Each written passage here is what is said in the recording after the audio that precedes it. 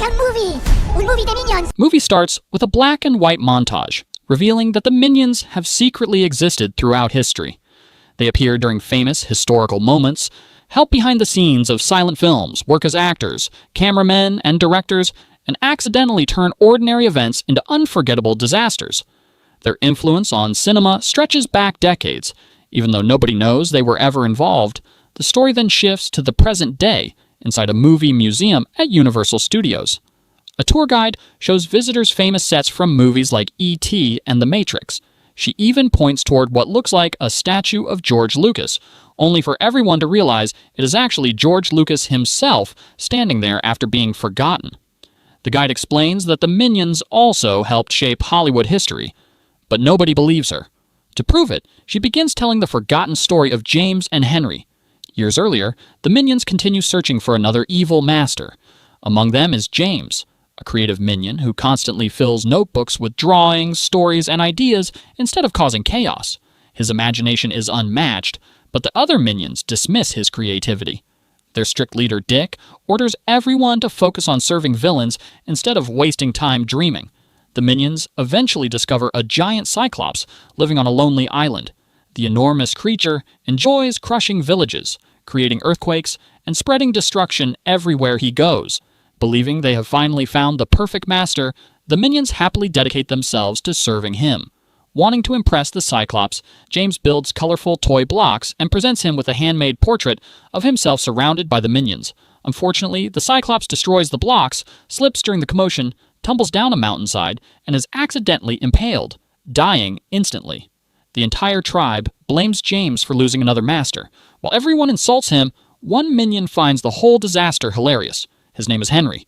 Instead of mocking James, he introduces himself, and the two quickly become best friends. Their journey continues until they discover an evil wizard living inside a giant castle. The wizard constantly forces the minions to clean while he studies ancient magic. Curious about his mysterious spellbook, James and Henry secretly read it while the wizard is away. Inside, they discover terrifying monsters and magical creatures. Henry accidentally summons an adorable pink rabbit that suddenly transforms into a horrifying monster. Within seconds, it destroys the castle and completely erases the wizard from existence. Panicking, James and Henry desperately search through the spellbook until they discover a spell that banishes the creature back to its own dimension. Although they survive, they once again lose another master because of an accident. Soon afterward, they rescue another lonely minion named Ed, who cannot speak or hear. Despite his disability, Ed quickly becomes one of their closest friends, and the three begin traveling together while the remaining minions continue searching for villains around the world. Years pass as the minions repeatedly serve different evil leaders, including a mummy, pirates, kings, feudal lords, and countless criminals. Every adventure ends in complete disaster. Some villains die through ridiculous accidents, while others abandon the minions after one catastrophe too many. Eventually, Dick grows tired of James and Henry causing trouble and separates them from the tribe. Even so, they secretly continue meeting every night while James fills notebook after notebook with stories inspired by everything they have experienced. One morning, another argument erupts among the minions as everyone blames James once again. Before the fight grows worse, they notice a thief racing through the city while being chased by police officers. Instantly deciding he must become their next master, hundreds of minions begin chasing him as well. The terrified thief wants nothing to do with them. He spends the entire chase trying to escape both the police and the minions at the same time. James and Henry pursue him aboard a speeding train, while the remaining minions accidentally destroy buildings, streets, and everything around them. Just as the destruction reaches its peak, the unbelievable truth is revealed. The thief is not a criminal at all. He is simply an actor filming an action movie. The runaway train crashes directly onto a giant movie set, ruining expensive scenes and leaving the director devastated. Furious, studio executives prepare to fire him. Instead of becoming angry, the studio owners are fascinated by the minions. Their completely natural performances are far funnier than anything the professional actors delivered. The director quickly finds the minions and introduces himself as Max. He apologizes for treating them badly and invites them to become movie stars. James immediately falls in love with filmmaking. For the first time, he realizes all the stories he has spent years drawing could become real movies. Max teaches them everything about cameras, costumes, directing, and filmmaking. During their first production, the minions play medieval soldiers, but because they cannot separate acting from reality, they fight with complete seriousness, knocking actors across the set and destroying expensive props. Instead of ruining the movie, audiences love the realism and comedy. Movie after movie becomes a huge success. Henry grows into Hollywood's biggest comedy star, while James becomes deeply involved behind the camera, helping write stories, design scenes, and direct productions. The minions become celebrities, move into a luxurious mansion, and enjoy worldwide fame. Max proudly tells James he has the talent to one day win an Academy Award. James has never heard of an Oscar, so Max explains it is the greatest honor a filmmaker can receive. Unfortunately, Hollywood changes forever. Silent films disappear as studios introduce talking pictures with synchronized dialogue. Since the minions cannot properly speak human language, their popularity quickly fades. Audiences lose interest, the studio replaces them with human actors, and their contracts are terminated. Max sadly says goodbye, encouraging James never to abandon his creativity. The minions lose everything and are forced to leave their mansion for an abandoned warehouse. Most of them decide to return to searching for another villain, believing that serving evil is their only purpose.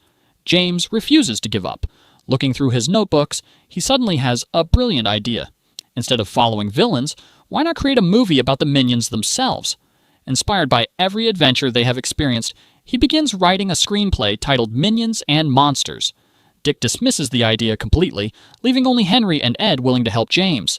The three return to Max, who loves the script, but explains they have no budget for a monster movie. Even so, Max gives James his old camera, encouraging him to keep chasing his dream. Their next challenge is finding a real monster.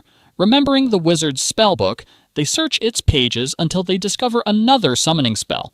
Hoping to summon a terrifying creature, they accidentally bring forth a tiny green monster named Gamey.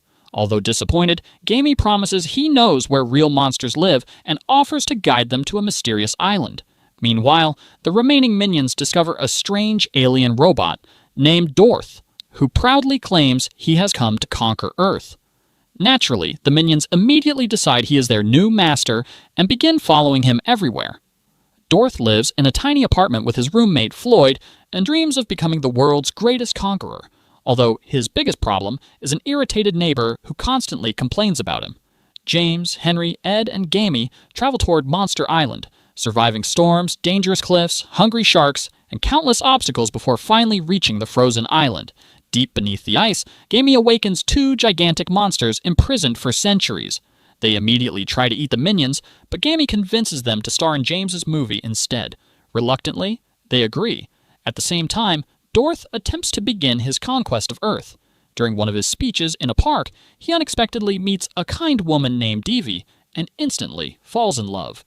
Instead of conquering humanity, he begins bringing her flowers, taking her skating, organizing romantic dates, and trying to impress her. Back at the studio, James excitedly prepares the sets for minions and monsters, but the monsters secretly have their own plan. They are not interested in acting and only want to destroy cities and devour humans. Gamey privately tells them that once filming begins, they will summon their true leader and use the opportunity to conquer Earth. Unfortunately, Henry overhears everything. Before he can warn James, Gamey captures him and hides him away.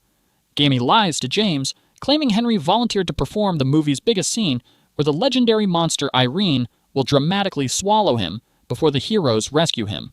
Trusting Gamey completely, James agrees.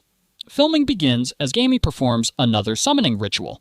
A massive portal tears open across the sky and Irene, an enormous jelly-like monster covered in eyes, emerges.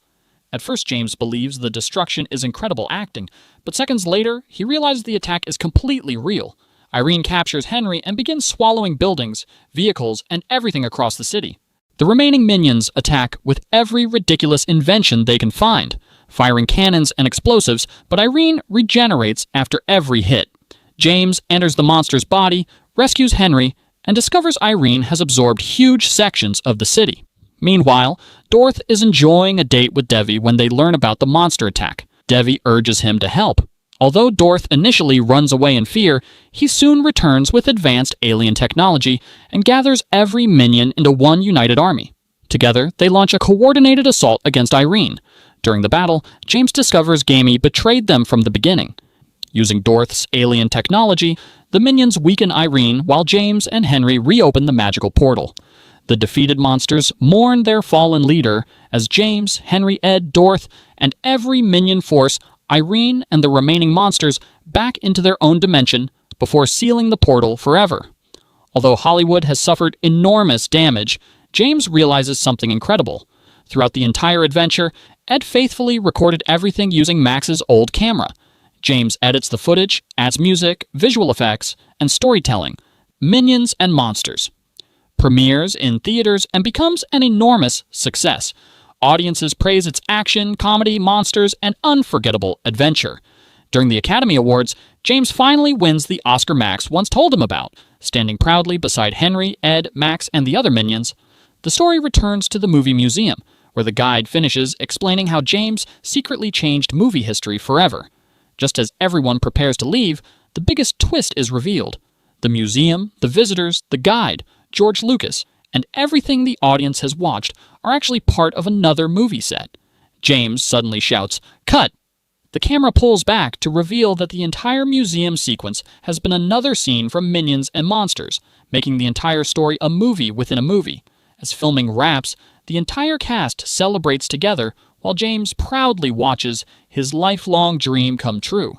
After years of searching for villains, the Minions finally discover their true purpose, not serving evil, but creating unforgettable stories together. Movie end.